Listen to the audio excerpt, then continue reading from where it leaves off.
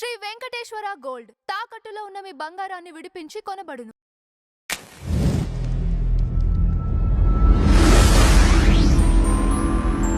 Madam నమస్కారం. నమస్తే అండి. మేడం మధ్యాహ్న భోజన పథకం పైన గరికపాటి వారు చేసినటువంటి వ్యాఖ్యలు దుమారం రేపుతున్నాయి. ఆయన వ్యాఖ్యల పైన మీ అభిప్రాయం ఏంటి? అంటే ఆయన చెప్పిన విధానం బాగలేదు. ఓకే. అదేమైందంటే ఆయన కొంచెం హాస్యం జోడించి చెప్పారు. అది చాలా మందికి రుచించలేదు. అది యాజ్ ఇట్ ఈజ్ తీసుకుంటే మీకు నెగిటివ్గా అనిపిస్తుంది. మీకు సాహిత్యంలో మీకు అట్లా ఉంటుంది, వ్యంగ్యోక్తి అని ఉంటుంది. ఓకే. అంటే ఇప్పుడు మిమ్మల్ని నేను ఒకటి నెగిటివ్ అనాలనుకోండి, నేను అనే మాటలో నేను విరిచే విరుపులో పద విరుపులో మీకు అది నెగిటివ్గా అనిపించకపోవచ్చు. కానీ ఇక్కడ అలా కాదు. ఈయన వ్యంగ్యంగా ఎందుకు అన్నారంటే ఆయన కోపం ఎక్కడంటే ఉపాధ్యాయుల్ని ఈ లెక్కలకి వాడుతున్నారు. గుడ్లు లెక్క పెట్టడం, లేకపోతే పిల్లల భోజనం ఎలా ఉంది వీళ్ళు చూసి చెప్పడం, వీళ్ళ కాన్సన్ట్రేషన్ దీని మీదకి పెడుతున్నారు అని. మీకు అర్థమైందా? ఫుడ్ పెట్టద్దని చెప్పలేదు ఆయన, గుడ్లు పెట్టద్దని చెప్పలేదు. గుడ్డు గాడిద గుడ్డు అన్నది అందుకు. అంటే ఏమవుతుందంటే వాళ్ళు వచ్చిన దగ్గర నుంచి వాళ్ళు ఫస్ట్ రాగానే యాప్ ఓపెన్ చేసి అటెండెన్స్, మధ్యాహ్నం గుడ్లు ఎన్ని ఉన్నాయి వీళ్ళు లెక్క పెట్టాలి టీచర్లు. ఓకే. మళ్ళీ పెట్టాక ఎన్ని మిగిలాయి చెప్పాలి.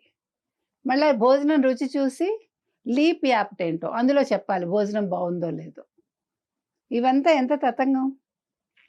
ఏమవుతుంది? చదువు మీద కాన్సన్ట్రేషను తగ్గుతుంది. అంటే చెప్పే వాళ్ళకి కూడా ఒక ఇంట్రెస్ట్ తగ్గుతుంది కదా ఈ లెక్కల గందరగోళంలో పడి.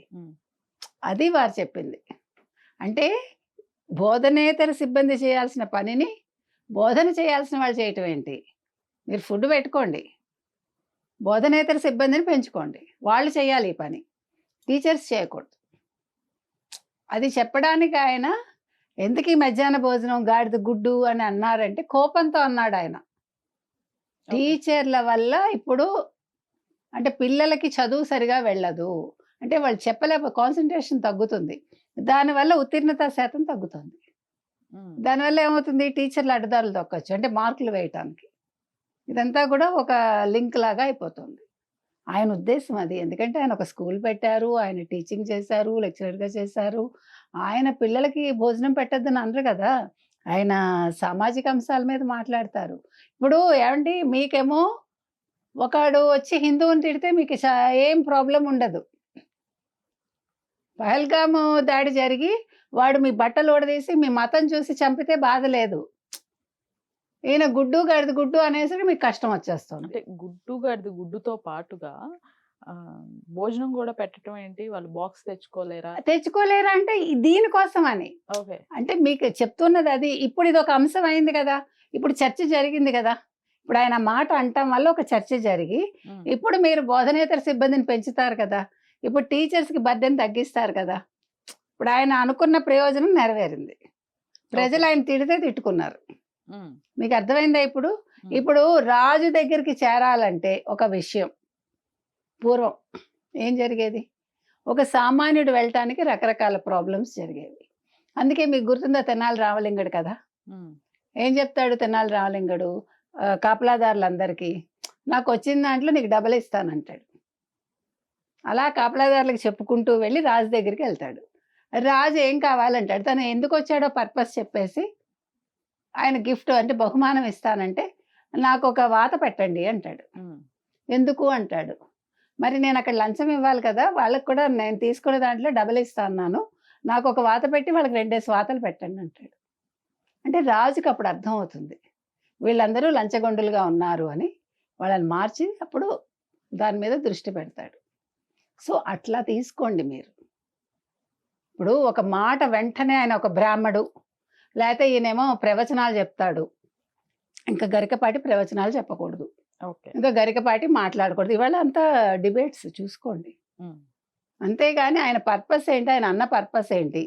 వాడెవడో హిందూ మతాన్ని తిడితే పర్వాలా, ఓకేనా? వాళ్ళెవడో బూతులు మాట్లాడితే పర్వాలా, అసెంబ్లీలో బూతులు మాట్లాడినా మాకేం వినిపించదు.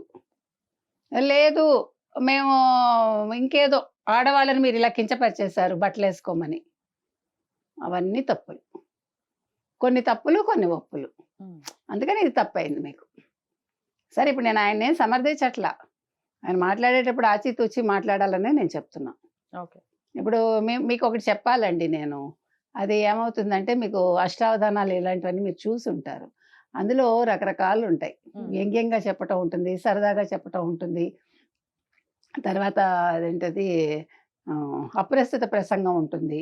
మరి అవన్నీ తప్పులైపోతాయి అప్పుడు. అర్థమైందా మీకు? హ్మ్. ఇప్పుడు మీరు ఒక డ్రెస్ ఏసుకొచ్చారండి. నాకు నచ్చలేదు. "ఆ! భలే వేసుకున్నారే" అంటాను నేను.